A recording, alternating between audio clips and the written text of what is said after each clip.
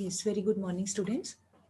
So, as you know that we are going ahead with our chapter Nationalism in India. In our yesterday's lecture, we have discussed about this situation during First World War, its social, political, and economic effect on India, First World War. Then we have just read about the this idea of Satyagraha, which was started by Gandhiji. And according to this idea of Satyagraha, what was the idea that the people of the country, they need not to retaliate in violent manner against the British people, because if they were truthful, then their that inner power of satya, that means truthfulness, that will ultimately that will insist the oppressor to do good behavior with the oppressed people. This was his Gandhiji's idea, but it did not make much effect on the cruel British people.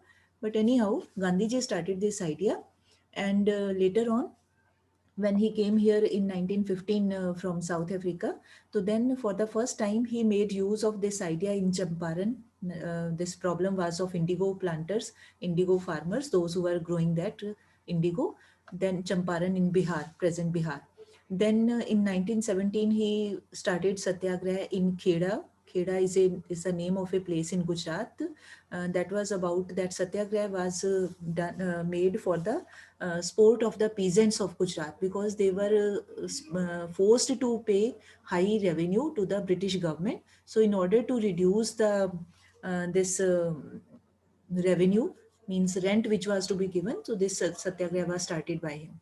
And lastly, in thirdly, not lastly, thirdly, 1918 May in Ahmedabad, he went there to in support of this, to help and to support the cotton mill workers, to increase their wages, the timely payment of their wages. Regarding that, he made use of this Satyagraha.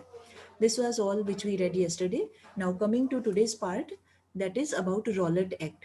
So in 1919, the British government, they passed one act that was known as Rowlatt Act. Two important provisions were made in this act, which were not liked by the Indian people and our Indian political leaders also, including Gandhiji.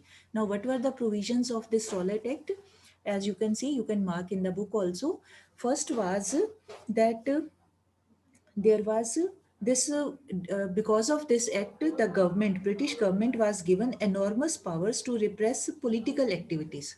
Okay, means those Indian people, Indian leaders, political activists, leaders, ordinary masses of the country, whosoever was involved in any kind of political activity which went against the interests of the British people, जो भी Britishers के खिलाफ बात जाती थी politically, उसको दबाने के लिए, repress means to reduce the effect of that, control करना, to curb that, to check that, government was given power. मतलब गवर्नमेंट को ये राइट दे दिया गया थ्रू दिस एक्ट कि आप ऐसी किसी भी एक्टिविटी को कुचल सकते हो, उसको दबा सकते हो, उसको कंट्रोल कर सकते हो। अब now naturally how could they control it? तो सेकेंडली उसी के साथ में दिया गया कि जो भी लोग ऐसी एक्टिविटीज में, those who are found involved, they could be sent to prison, they could be sent to jail, and during that their time of their imprisonment, they were not allowed to have access of any kind of trial. Trial होता है, वो अपना case भी नहीं लड़ सकते थे, अपने आप को जुडिशियल कोर्ट के सामने भी अपनी बात को नहीं रख सकते थे, अपना मुकदमा नहीं लड़ सकते थे। तो this type of provisions were made, and which they were going against the Indian people politically. It was very much against the interests of Indian people. So in order to defy this act, yeah, we can say, in order to stand and speak against this act, Mahatma Gandhi wanted to launch a nationwide satyagraha. But nationwide satyagraha, so it was not possible. But this satyagraha took place mainly in the urban parts of the country, specially in north western part, Punjab side पे। At that time Punjab, Haryana, Himachal, ये सारा इकट्ठा ही था। तो in this area this satyagraha took place and became popular, but in village areas, country side areas, there was not much this propaganda of this satyagraha against Rowlatt Act, because people did not know much about the provisions of this and they didn't take even interest also. तो ये नहीं किया, ठीक है। तो इसके बाद क्या हुआ, protests were made and Gandhi ji जो थे ही वांटेड कि जो पीपल हैं दोज हु आर प्रोटेस्टिंग कि वो नॉन वायलेंट मेथड्स ही अडॉप्ट करें, मतलब they should not kill the British people, या they should not Indian people should not say anything to the Britishers violently. इस तरह का attitude was not expected by Gandhi ji from Indians, ठीक है। तो but still हड़ताल हुई, प्रोटेस्ट किए लोगों ने, रैलीज निकाली, धरनाज दिए, एजिटेशंस किए, बट साइड बाय साइड जो ब्रिटिश गवर्नमेंट थी they were repressing all these protest very brutally. Brutally होता है बड़े बुरे तरीके से, बड़े क्रूअल्टी के साथ में किसी चीज़ को कुचल देना, वो सारा कुछ कर रहे थे, ठीक है। और उसी रिगार्ड में फिर एक 1919 में ही 13th of April Jallianwala Bagh में many people when they gathered there, you can let me take the next slide, you can see. So when in Jallianwala Bagh incidents that took place during that protest only, Rowlatt Act के against जो चल रहा था, during that time ये भी यहाँ भी incident हुआ। तो उस बाग में, जलियांवाला बाग में अमृतसर में, many people they got together. Some had come there for this Baisakhi Mela. Some just came there just to see what is happening. Some came there just to listen to the lectures of the leaders. Means variety of people were there, assembled there. So General Dyer, he massacred many people there. There was only one exit point. He closed that, and many people were killed by the British police at that time. तो इसको आपने पहले भी you have already read in 8th class also. तो ये Jallianwala Bagh incident हुआ वहाँ पर, ठीक है। And martial law was imposed. अब मार्शल लॉ क्या होता है? मार्शल लॉ होता है इन ऑर्डिनरी सिचुएशंस, एक नॉर्मल रूटीन टाइम में जनरल गवर्नमेंट का एडमिनिस्ट्रेशन चल रहा होता है, ठीक है, गवर्नमेंट के कायदे कानून चल रहे होते हैं। But during martial law what happens, the administration या powers, immense powers are given to the military, and rules of military they become applicable. तो ड्यूरिंग दैट टाइम बड़ी सख्ती के साथ सारे कामों को किया जाता है, खास करके जब प्रोटेस्ट वगैरह होते हैं। तो वो मार्शल लॉ लगा दिया ताकि लोगों को, जो मिलिट्री थी वो कभी भी पकड़ सकती थी, कभी भी उनको उनके साथ थोड़ा वायलेंटली भी आ सकती थी सामने। तो इस तरह का सारा कुछ किया गया, ठीक है। And people were humiliated because General Dyer या British police, they just wanted to create a sense of fear among the Indian people कि भी देखो अगर आप ब्रिटिशर्स के अगेंस्ट बोलोगे तो आपका ये हाल किया जाएगा। इस तरह से उनको फियरफुल बनाना, दैट मेंटली किसी लोगों को अपना फियर दिखाना, इस तरह का वो करना चाहते थे। So that took place. Then after that what happened, तो मेनली ये सिटीज़ और टाउन्स में ही हुआ, as I told you earlier. उसके बाद क्या हुआ कि फिर जो गांधी जी थे, he wanted, because our chapter is mainly based on the efforts of Gandhi ji, that is why again and again his name is coming. So he wanted to start or to launch some nationwide satyagraha या movement, कि कुछ ऐसा किया जाए जिसमें all people of the country they could be involved, because any movement can become a successful movement when most of the people get involved in that. अगर थोड़े से ही लोग होंगे तो गवर्नमेंट बात नहीं सुनती है। If more and more people get involved, then government also has to hear.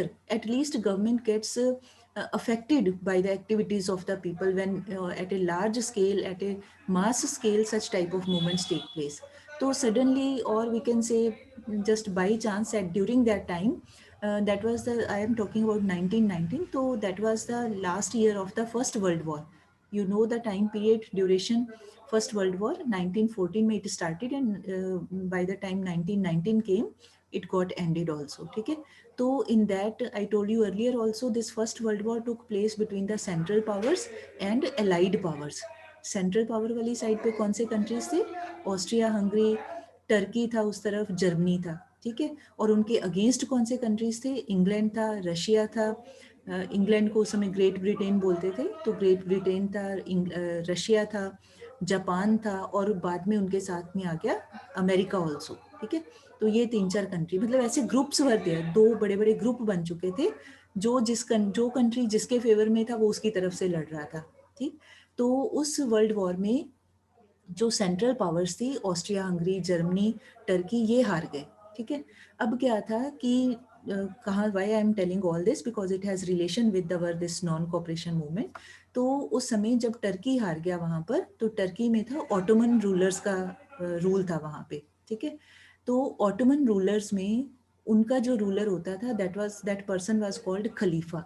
अब ये खलीफा क्या होता है? खलीफा होता है religious and political head of the Muslim community through out the world.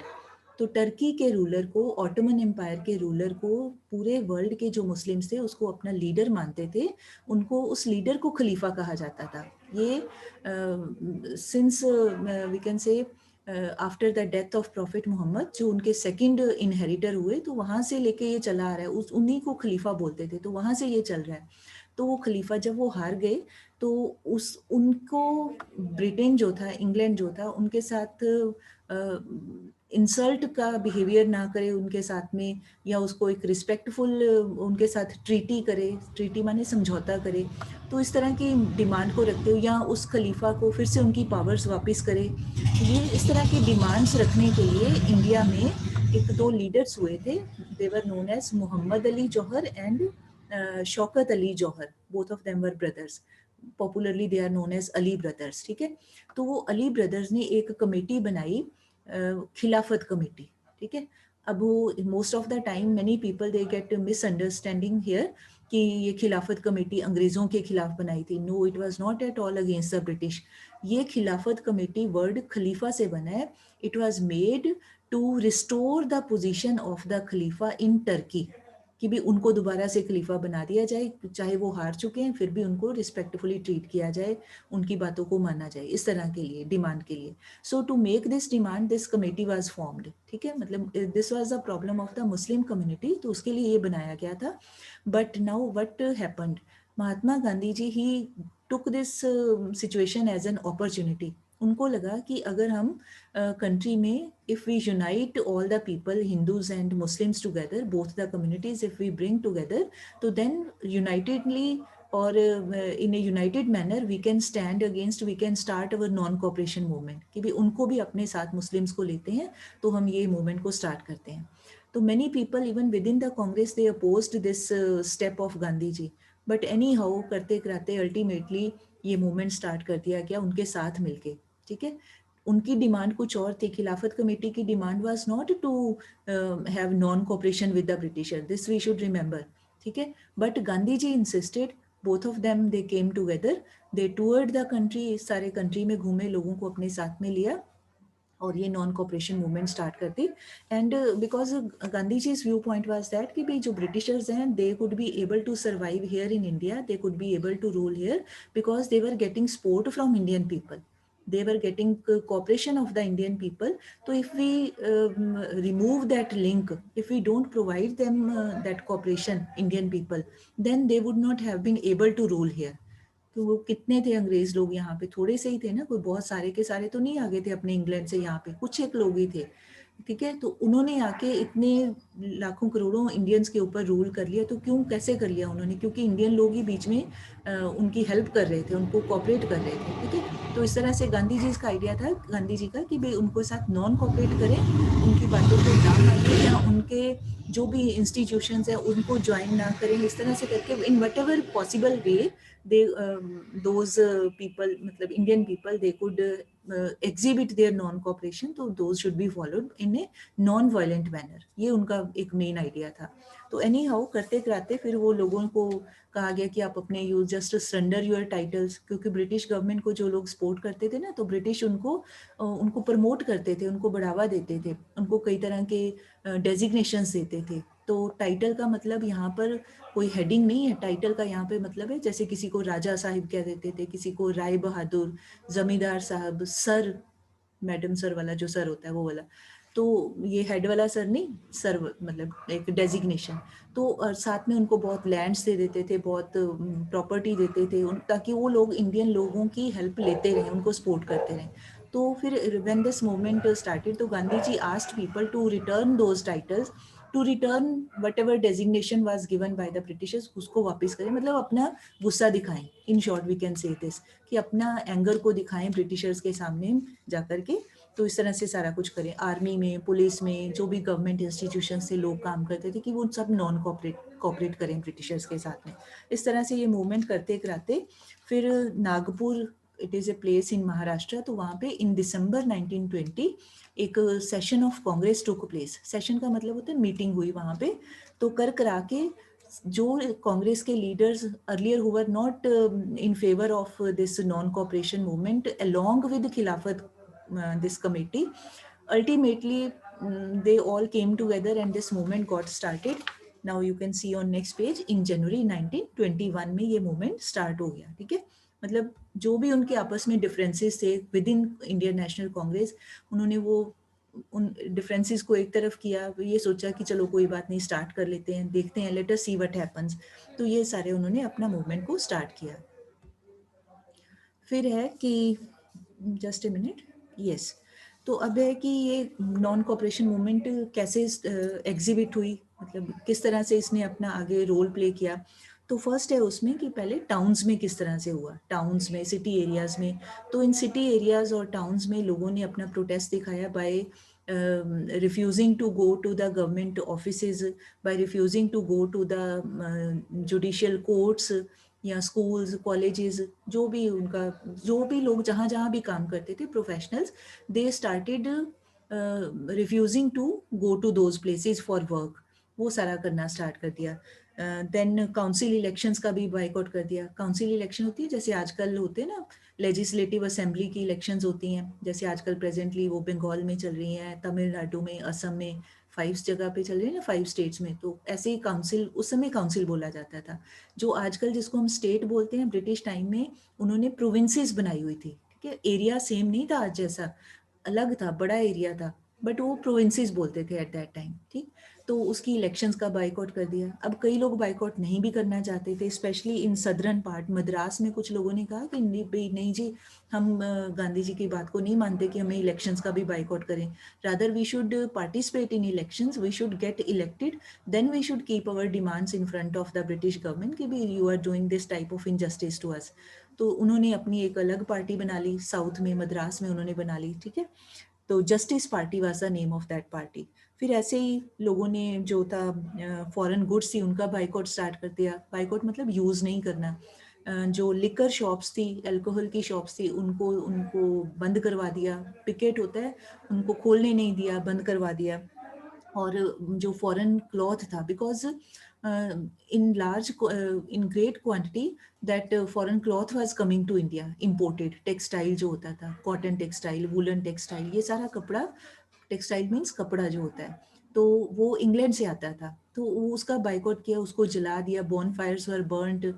All these were just the manners to show the anger कि भाई we are not going to cooperate with you, we are not going to buy your commodities manufactured in England, कि हम उन सब चीज़ों को छोड़ते हैं. ठीक, बट अल्टीमेटली क्या हुआ, कर तो दिया उन्होंने स्टार्ट ऐसे, but ultimately for a long time people could not stay at home. कोई अपना काम बंद करके, अपना ऑफिस जाना बंद करके, अपना स्कूल कॉलेज छोड़ के हमेशा के लिए तो नहीं ना घर पे बैठ सकता, काम तो करना ही है. तो there were no alternative institutions. कितनी देर तक बैठे अपने अपने घरों पे. तो या तो हो कि कोई उसका रिप्लेसमेंट करने के लिए कोई कोई दूसरी जगह अवेलेबल हो, ऐसा कुछ था नहीं, कोई उसका प्रोविजन नहीं था. तो थोड़े टाइम के बाद all those people who stopped going to offices, their professional places, then after some time they started again joining those places, क्योंकि काम तो करना था ना, सैलरी तो लेनी थी, काम तो करना ही था अपना लाइफ को चलाने के लिए. तो उन्होंने दोबारा से शुरू कर दिया. तो ये ऐसे थोड़ा स्लो पड़ गया इसका. फिर कंट्री साइड में क्या हुआ, कंट्री साइड होता है विलेज एरियाज में. तो विलेज एरियाज में एक, यहाँ पे एक one example has been given. वहाँ पे एक प्लेस है अवध, जिसको presently we call Ayodhya.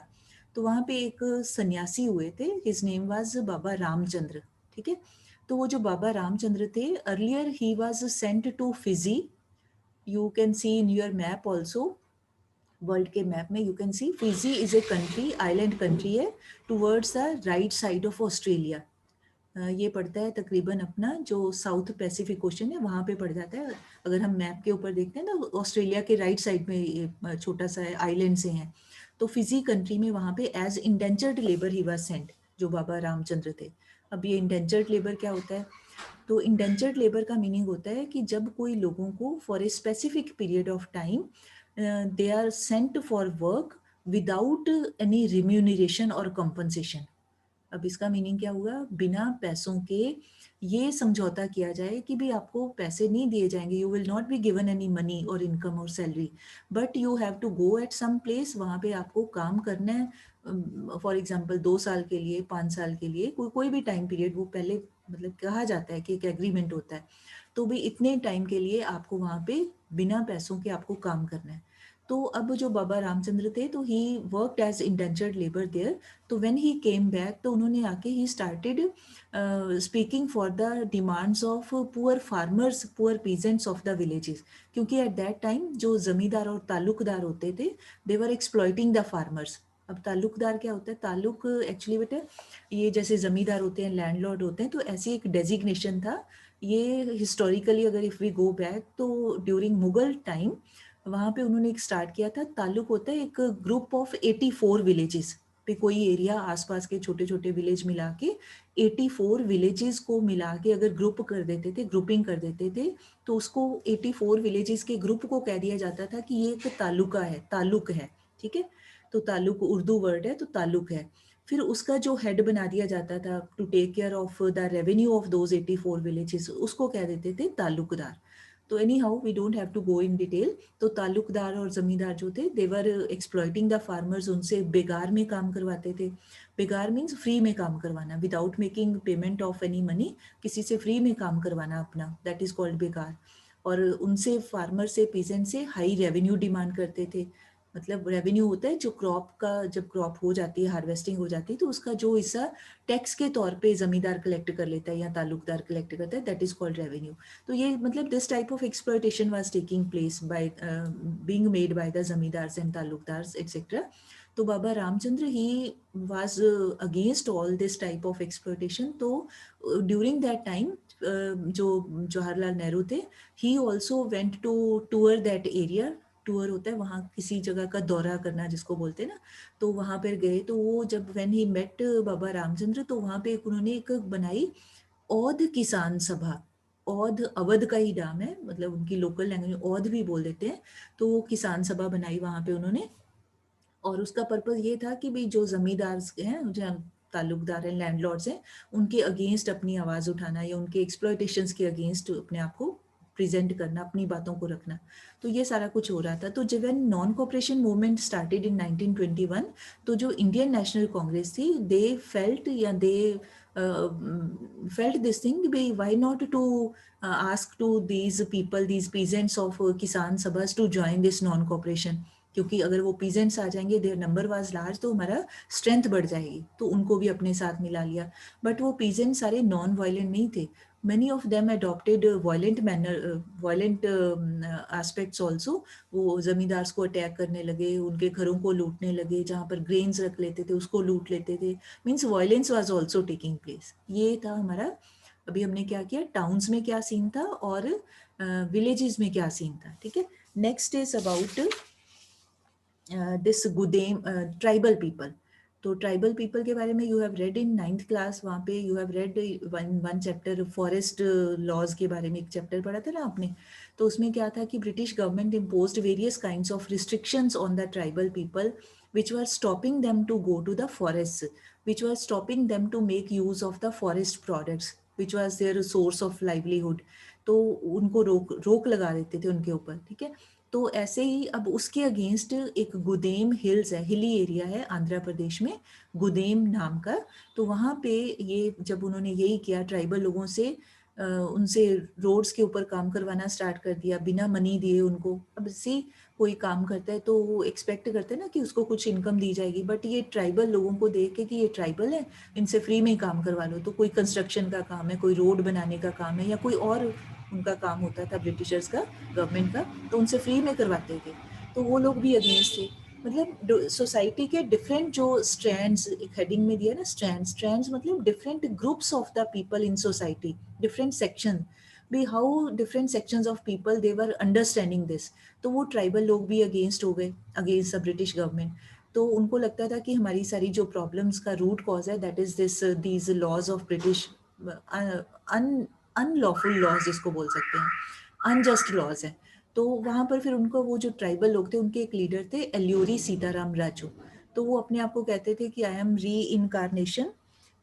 One line is written there, he proclaimed himself, the rebels proclaimed that he was incarnation of God. मतलब उनके जो बाबा ये अल्योरी सीताराम राजू थे, उनको जो फॉलोअर थे, मानने वाले लोग थे, उनको लगता था ये भगवान का अवतार है, इनकारनेशन होता है भगवान का अवतार।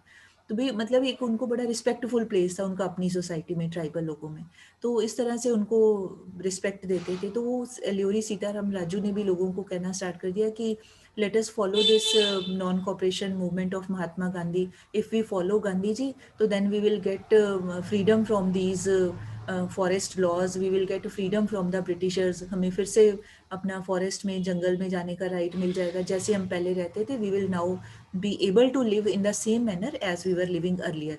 कि if we follow this.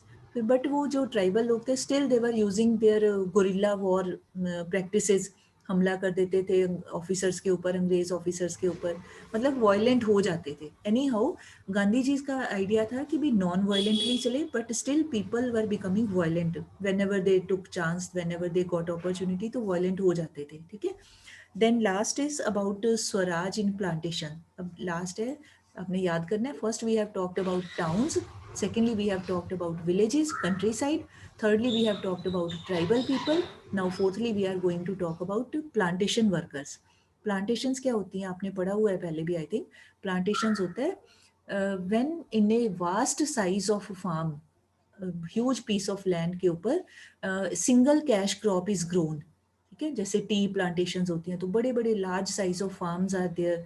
Coffee plantation होती हैं, या कोई भी एक पर्टिकुलर कोई क्रॉप हो सकती है, कैश क्रॉप. कैश क्रॉप होती है जिसको बेच के ज़्यादा मनी मिलता है, डायरेक्टली उसको सेल कर सकते हैं मार्केट में, and more money comes to the peasants. तो वो जो प्लांटेशंस में काम करने वाले वर्कर्स थे ना, they were not allowed to go back to their homes. They were kept there only. They were not permitted to leave those plantation places. So when this popularity of non-cooperation came to the knowledge of those plantation workers, तो उनको लगा कि अगर ये non cooperation में participate करेंगे, स्वराज लेंगे, तो हमें we will get freedom to go back to our homes. अपने अपने घर जा सकते हैं, अपने विलेजेस में जा सकते हैं, हमें यहाँ पर प्लांटेशन में ज़बरदस्ती काम नहीं करना पड़ेगा. तो वो चले गए. ठीक है. But unfortunately many of them were caught by the British police. जो उनकी पुलिस थी वो पकड़े गए, रास्ता नहीं मिला उनको, मार भी दिए गए कई सारे, कईयों को वापस भगा के प्लांटेशंस में भेज दिया. This type of things took place. Any how ये सारा जो है, मतलब इन नटशेल वी कैन से कि भी different people, they were not happy with the Britishers. They wanted to get freedom. They were having their own problems of life. And all of them felt that if we follow Gandhiji, his non-cooperation, then ultimately we will get rid of these Britishers. Problem सबकी अपनी अपनी थी, but उनको लगा कि गांधी जी के पीछे चल के हम इनसे फ्रीडम पा सकते हैं, and we will be able to enjoy our normal routine life before the Britishers. जैसे भी चल रहा था, हमें एक पुरानी अपना तरीका मिल जाएगा. ठीक. तो ये this was all about that. तो then suddenly one incident took place in Chauri Chaura place. Chauri Chaura place एक विलेज है नियर गोरखपुर. ये पड़ता है जो हमारा है ना ईस्टर्न यूपी. यूपी एक बहुत बड़ी स्टेट है. एक आपने सुना होगा, कई बार न्यूज़ में आता है वेस्टर्न यूपी, कई बार आता है ईस्टर्न यूपी. तो अगर हम उसको दो पार्ट में डिवाइड कर लें, जो ईस्ट वाली साइड पे, बिहार वाली साइड पे यूपी का पार्ट लगता है, ठीक है, उसको कह दिया जाता है ईस्टर्न यूपी. और जो इधर हरियाणा वाली साइड पे लगता है, अपना वेस्ट साइड पे आ जाता है जो पार्ट, दिल्ली हरियाणा वाली साइड पे, तो उसको कह दिया जाता है वेस्टर्न यूपी. ठीक. तो यहाँ ये एक गोरखपुर सिटी भी है, पॉपुलर है आजकल, तो आपको पता ही होगा. तो गोरखपुर के पास, I am giving this hint, you can think yourself why I am saying so. तो वो चौरी चौरा, वहाँ पर एक पुलिस स्टेशन को लोगों ने आग लगा दी, बिकॉज पुलिसमैन ने पहले फायरिंग कर दी थी उनके ऊपर. तो that police station was set fire, और उसमें 22 पुलिसमैन गॉट किल्ड. तो due to this incident, Mahatma Gandhi abruptly he took back this non cooperation movement. भी नॉन वायलेंट नहीं होना चाहिए, मारना नहीं है किसी को भी. तो ही टुक दिस मूवमेंट बैक. तो कोई रिजल्ट नहीं कोई खास निकला. With in 1 year, you can C on the next page. Let me take out that. Yes, it is not clear, but you can see from the book. तो 22 में, in February 1922, this movement was taken back. ठीक है. उसके बाद फिर within Congress party, some leaders were not happy with the methods which were being undertaken by Gandhi ji. तो उसमें एक दो prominent leaders were there. One was Chittaranjan Das. Book में name is written CR Das, full name है चित्तरंजन दास. और एक और थे Motilal Nehru. father of Jawaharlal Nehru. So these leaders, they formed, by remaining within the Congress party, they again formed their own group, their own party known as Swaraj Party, and they wanted to participate in elections. कि भी हमें elections का boycott नहीं करना चाहिए, violation नहीं करनी चाहिए हमें उसकी, हमें we should participate in the election so that we can win those elections, we can keep our point of view in front of the government. In that manner, being a part of the system, we can do better, we can keep the demands of Indian people in a better way. This was their viewpoint. They were also right in their own way कि बजाय हम boycott ही कर दें, उससे अच्छा है कि system के अंदर जाके उसको ठीक करने की कोशिश करें. ठीक है. फिर उसके बाद फिर 1929 में पूरे वर्ल्ड में हुआ था एक ग्रेट इकोनॉमिक डिप्रेशन. तो उस डिप्रेशन का रिजल्ट क्या हुआ था, because that is not required in detail, so briefly I am telling. So उस डिप्रेशन में, नॉर्मली डिप्रेशन में क्या होता है, इकोनॉमिक डिप्रेशन में demand of the goods that gets reduced, क्योंकि लोगों के पास इनकम ज़्यादा नहीं होती है तो people don't make much demand. तो जब डिमांड कम हो जाती है तो जो प्रोड्यूसर्स का सामान होता है that does not get sold in the market. तो चाहे वो सामान मैन्युफैक्चर्ड हो, चाहे वो एग्रीकल्चर का प्रोडक्ट्स हो, कुछ भी हो, उसकी डिमांड नहीं रहती है. तो जब वो डिमांड कम हो गई तो जो फार्मर्स थे, पीजेंट्स थे, वेदर ऑफ इंडिया और ऑफ अदर कंट्रीज, तो they were not getting price of their agricultural produce. तो फार्मर्स को बहुत ज़्यादा लॉस हो रहा था. Here we are talking about Indian economy only, Indian scene only. तो इंडियन फार्मर्स को लॉस हो रहा था बिकॉज ऑफ दैट. ठीक है. फिर उसके बाद क्या हुआ, आफ्टर दैट जो ब्रिटिश गवर्नमेंट थी, they thought to send one committee to India to look after, to find out the different ways how the functioning of the constitutional system in India could be made better. कि भी कैसे, क्योंकि resentment of the people, anger of the Indian people, that was growing day by day. हर रोज कोई ना कहीं लोग British government के खिलाफ कुछ ना कुछ कर रहे थे. तो in order to pacify the anger of the people कि कॉन्स्टिट्यूशनली कैसे यहाँ पे ठीक ठाक काम चलता रहे, उनका रोल बना रहे, तो उन्होंने एक कमीशन भेजा. कमीशन होता है कमेटी, मतलब जैसे 5-7 लोग हैं, 10 लोग हैं, एक ग्रुप बना दिया लोगों का, कमेटी, उसी को कमीशन बोलते हैं. उसके जो हेड थे उनका नाम था सर जॉन साइमन. ठीक है. तो साइमन सरनेम से ही वो कमीशन का, नॉर्मली ऐसे पॉपुलरली बोल देते हैं, जो सरनेम होता है तो दैट सरनेम जो हेड होता है उस कमेटी का, उसी के नाम पे बोल देते हैं साइमन कमीशन, या कोई और कमीशन है, वोहरा कमीशन है, या सच्चर कमेटी जैसे एक आपने सुना होगा, या कोई भी कमीशन नाम लीडर का आ जाता है, मतलब उस कमेटी का जो हेड होता है. तो वो Simon commission when it came to India, तो surprisingly in that commission, in that committee there was no Indian member. तो Indian leaders, political leaders, they almost of all parties, they got angry with this thing. भाई आप यहाँ पर आ रहे हो, you are coming to India to solve the problems of Indian system, but there is no Indian member in that. So they protested against that and they just started shouting the slogan, Simon go back, Simon go back.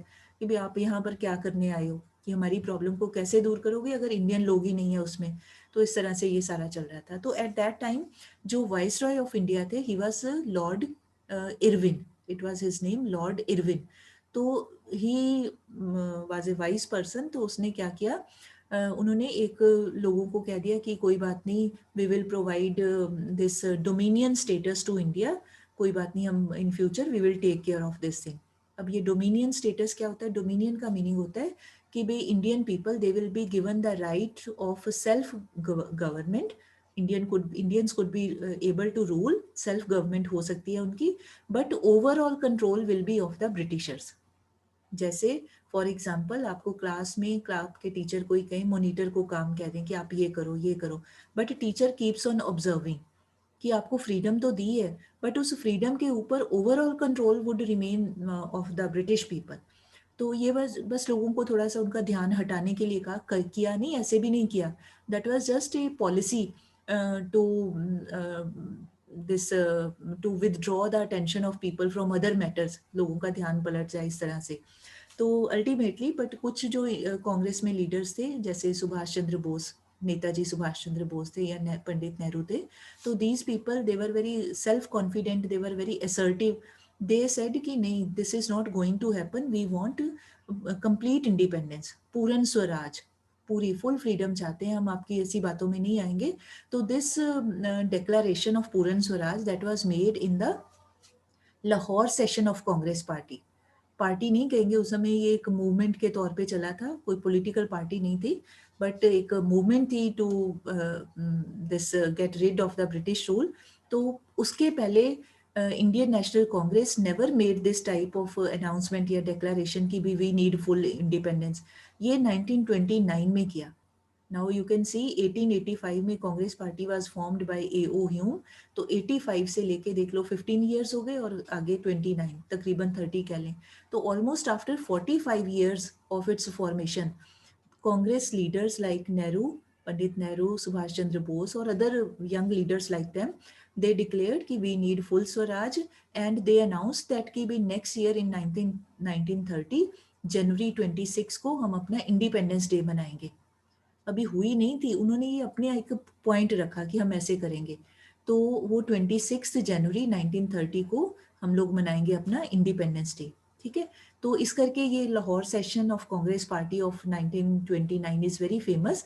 Lahore declaration भी बोल देते हैं इसको, Lahore session भी बोल देते हैं, right.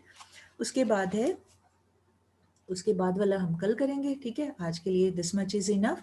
So you all are requested to read up to this part, up to this towards civil disobedience, right? So with this I want to end the meeting. Thank you all.